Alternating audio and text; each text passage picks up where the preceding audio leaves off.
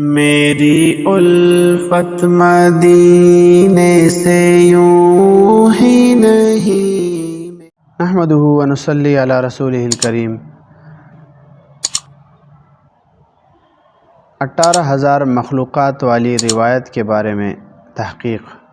یہ روایت عموماً عام طور پر بیانات میں بیان کی جاتی ہے کہ اللہ تعالیٰ نے کل 18,000 مخلوقات پیدا کی ہیں۔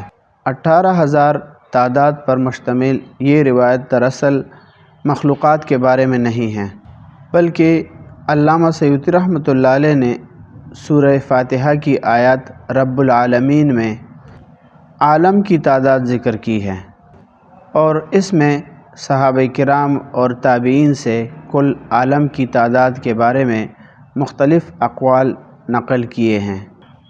ان میں سے ایک قول حضرت وہب رحمۃ اللہ علیہ کی طرف سے منقول ہے، لہٰذا وہ لکھتے ہیں: اخرجہ ابو الشیخ و ابو نعیم فی الحلیہ عن وہب قال ان للہ 18,000 عالم الدنیا منہا عالم واحد، یعنی اللہ تعالیٰ نے کل 18,000 عالم پیدا کیے اور یہ پوری دنیا ان میں سے فقط ایک عالم ہے، لہٰذا 18,000 تعداد عالمین کی ہے، نہ کہ فقط دنیاوی مخلوقات کی، اس لیے کہ پوری دنیا ان 18,000 عالموں میں سے ایک عالم ہے۔